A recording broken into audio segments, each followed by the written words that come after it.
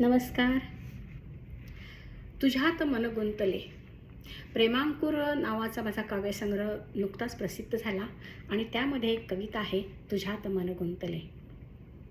यापूर्वी यूट्यूब चॅनलवर पण माझ्या ही कविता मी लिहून पाठवली होती, परंतु लोकांचा असा आग्रह आहे की मॅडम तुम्ही ही कविता वाचून दाखवली तर आम्हाला आमच्या मनात जास्त भावेल, त्यामुळे कविता तुम्ही वाचून दाखवा. आणि त्यामुळे आज आग्रह असतो, आज ही कविता वाचून दाखवत आहे. तुझ्यात मन गुंतले. टोचता गुलाबाचा काटा, टोचता गुलाबाचा काटा, झाल्या आठवणी दाट.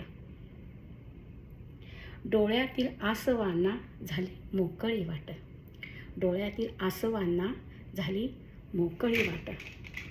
पहा, रात्रीची वेळ आहे, तिला आपल्या सख्याची, नवऱ्याची आठवण येत आहे आणि आठवण येत असताना तिच्या मनातील भावना ती व्यक्त करीत आहे. टोचता गुलाबाचा काटा, झाल्या आठवणी दाट, डोळ्यातील आसवांना झाली मोकळी वाट. झाले अनावर अश्रू, झाले अनावर अश्रू, आला कंठ दाटून. झाले अनावर अश्रू, आला कंठ दाटून. तुझ्यात मन गुंतले, गेले हृदय गोठून. तुझ्यात मन गुंतले, गेले हृदय गोठून.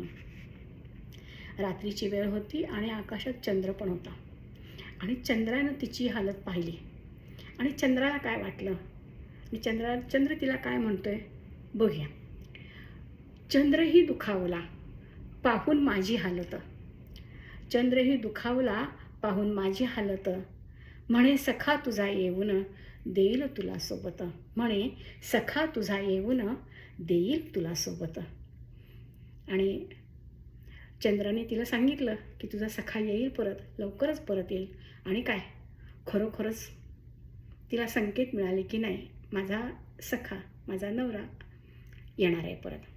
आणि मग तिला त्यात व्यक्त करते, ज्या गुलाबाचा काटा तिला टोचला होता त्याच गुलाबाच्या आता आहे, गुलाब कसा काय फील तिला करतोय, तिच्या संवेदना कशा जागृत होतात. गुलाबाची एक एक कळी गेली फुलत, गुलाबाची एक एक कळी गेली फुलत. प्रियाची चाहूल मज लागली न कळत, प्रियाची चाहूल मज लागली न कळत. खरं झालं.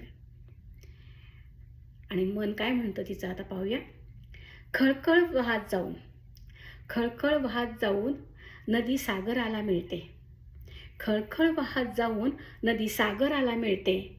तसे मन धावत वेगाने जाऊन प्रियास बिलगते, तसे मन धावत जाऊन वेगाने जाऊन प्रियास बिलगते. अशी सुंदर कविता, तिच्या भावना व्यक्त झाल्या. तुझ्यात मन गुंतले. तिचं आपल्या सख्यामध्ये, तिच्या नवऱ्यामध्ये कसं मन गुंतलं होतं, ह्या भावना या कवितेतून व्यक्त झाल्या आहेत. तुम्हाला या भावना नक्की आवडतील. आणि ही माझ्या कविता आपल्याला आवडली असेल तर नक्की लाईक करा, शेअर करा, सबस्क्राईब करा आणि कॉमेंट्स लिहायला विसरू नका. धन्यवाद. आभारी आहे.